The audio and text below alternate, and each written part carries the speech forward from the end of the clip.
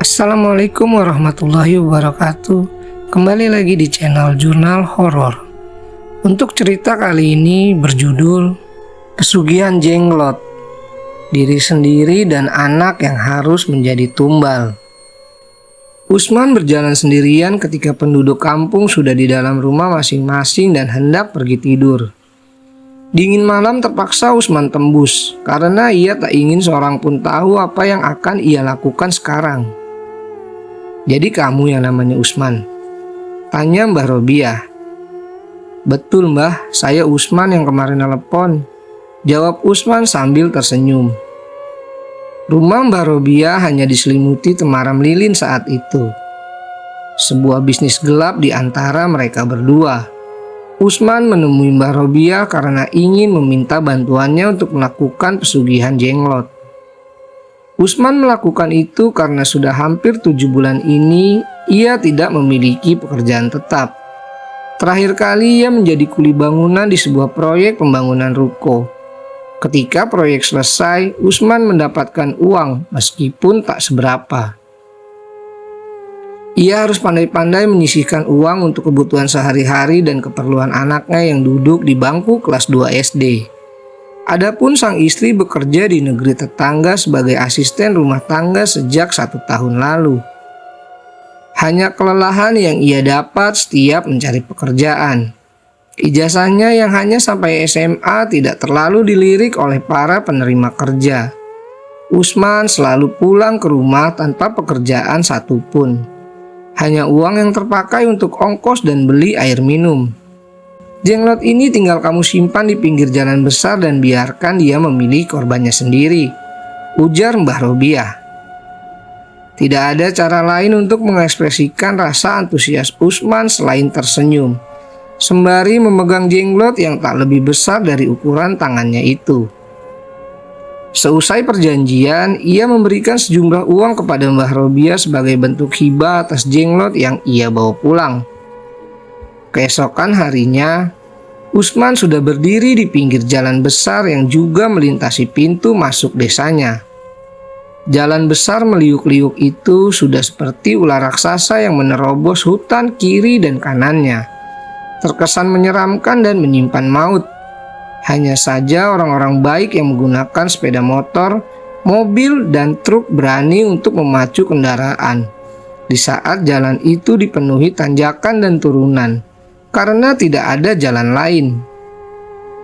Bagi Usman, jalan tersebut dapat menyembunyikan niat jahatnya, karena tanpa menaruh jenglot agar mendatangkan tumbal. Kabar bahwa jalan itu selalu mendengar korban jiwa sudah sering terdengar, apalagi ketika musim mudik tiba. Ketika jalanan sudah disesaki oleh kegelapan, Usman mulai melancarkan aksinya.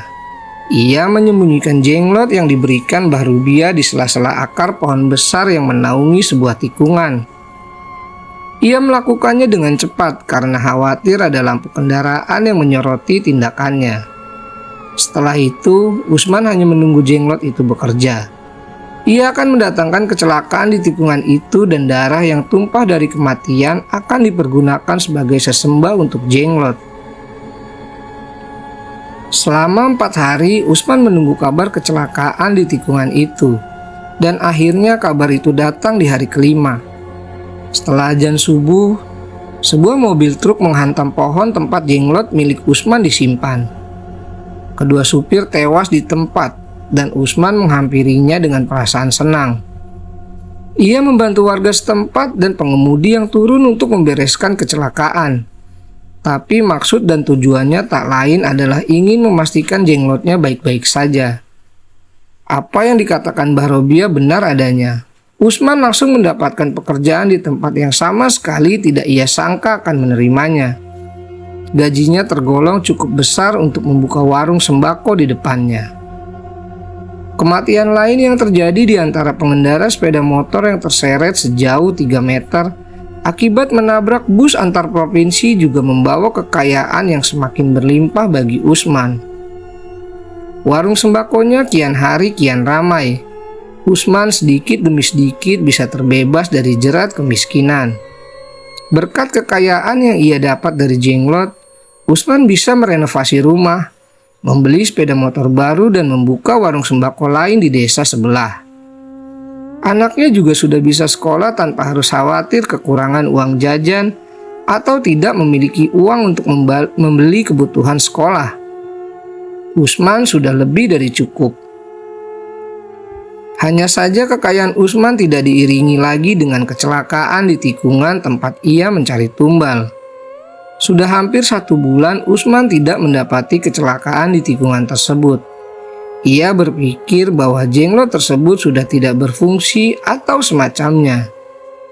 Pertanyaan tersebut kemudian terjawab di dalam mimpi. Di dalam mimpi ia menemukan dirinya tersesat di dalam hutan yang sangat gelap. Ia sendirian dan tidak memiliki apapun untuk menerangi langkahnya. Saat Usman sedang berjalan, tiba-tiba ia melihat sepasang cahaya merah. Cahaya tersebut bergerak ke arahnya.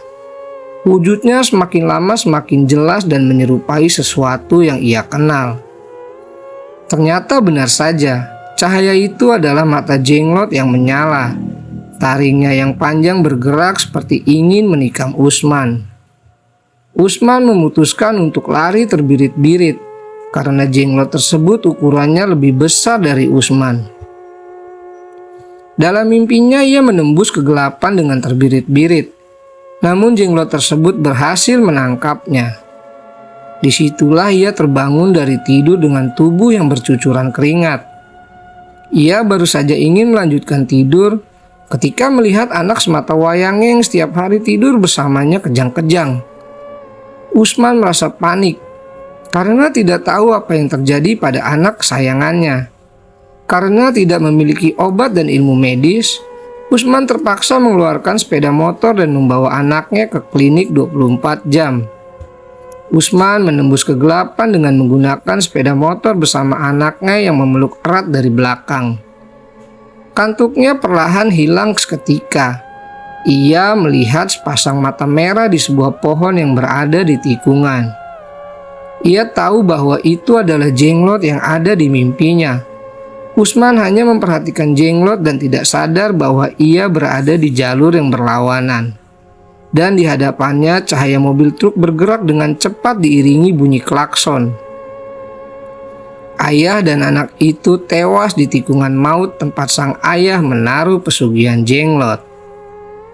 Dan cerita pun selesai.